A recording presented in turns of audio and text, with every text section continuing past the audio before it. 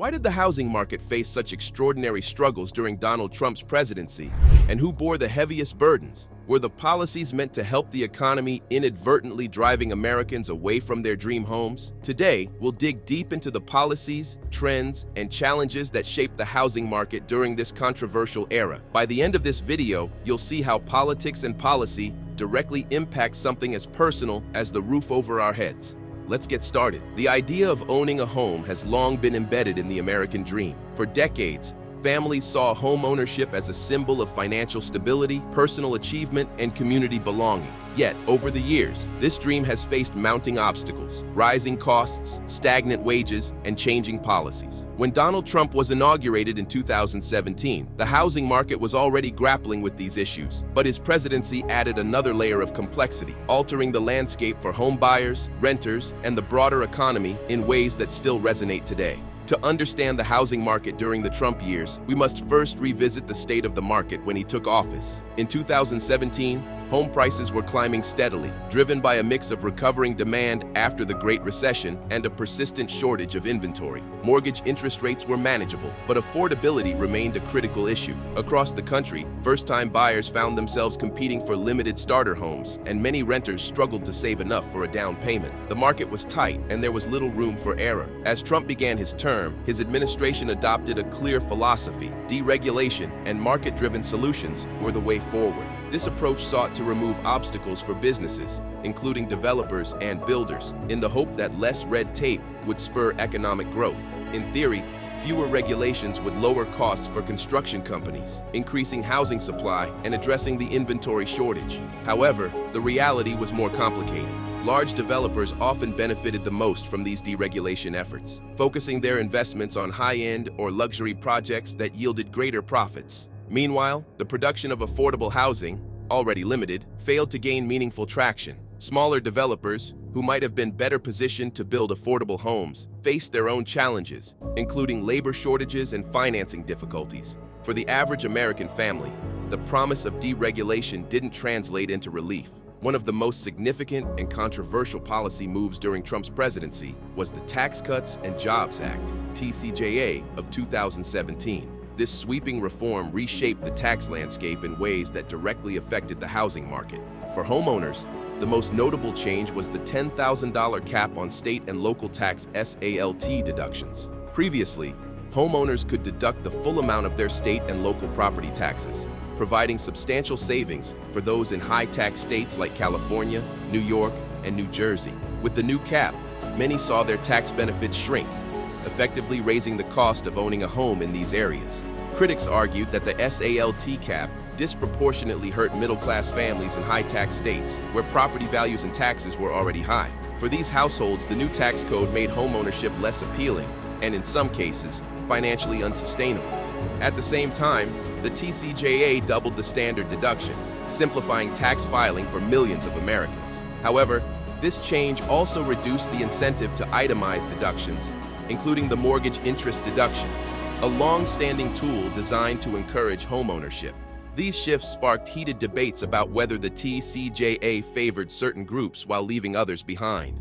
While tax policy dominated headlines, the broader affordability crisis in housing continued to worsen during Trump's term. Home prices rose steadily, driven by a combination of strong demand, limited supply, and rising construction costs. In many parts of the country, particularly in urban centers, prices reached levels that were simply unattainable for average families. For first-time buyers, saving for a down payment became increasingly difficult as wage growth failed to keep pace with housing costs.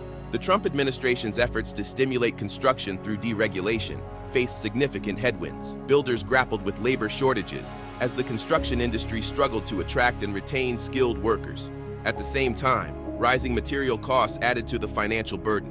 One major factor was Trump's trade policies, particularly tariffs on imported goods, like lumber. These tariffs were intended to protect American industries but had unintended consequences for the housing market. Lumber prices soared, adding thousands of dollars to the cost of building a single-family home. For developers, this meant tighter margins and fewer affordable projects. For buyers, it meant higher prices and steeper barriers to entry. While homeowners faced their struggles, renters were far from immune to the pressures of the market. Rising home prices pushed more people into renting, increasing demand and driving up rental costs. In many urban areas, rents reached record highs, putting enormous strain on low and middle-income families. Federal housing assistance programs, such as Section 8 vouchers, failed to keep up with the growing need. As a result, many renters were forced to allocate a larger share of their income to housing, leaving less for other essentials like healthcare, education, and savings. Homelessness emerged as a particularly urgent issue during Trump's presidency. Despite a strong economy with low unemployment rates, homelessness increased in many parts of the country, particularly on the West Coast.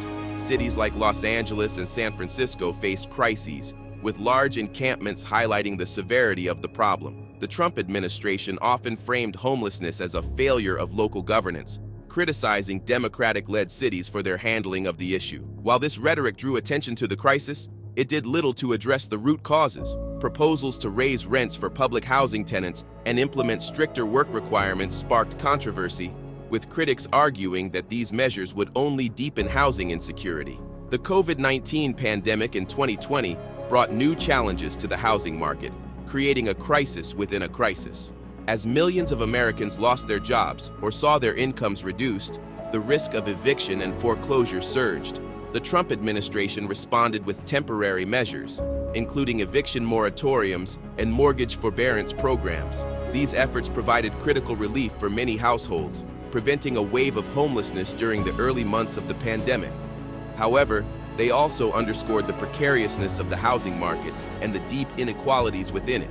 The pandemic accelerated shifts in housing demand, reshaping the market in profound ways. Remote work became the norm for many Americans, prompting a migration from densely populated urban areas to suburban and rural regions. This shift led to surging demand in areas with more space and lower costs, driving up prices in previously affordable markets. At the same time, some urban areas experienced declining populations and cooling rental markets, creating new challenges for landlords and local economies. Looking back, the housing market under Donald Trump's presidency is a complex story of policy, economics, and human impact. His administration's emphasis on deregulation and tax reform reflected its broader philosophy of market-driven solutions. While some policies spurred economic growth and benefited certain groups, others appeared to exacerbate existing inequalities and deepen the struggles of those already facing housing insecurity. The lessons of this era are clear. Housing policy is not just about numbers or market trends. It's about the lives of everyday people and their ability to find security, stability, and a sense of belonging. The challenges faced during Trump's presidency highlight the need for thoughtful, nuanced solutions that balance market forces with the needs of families and communities. As we look to the future, the question remains: how can we create a housing market that truly works for everyone?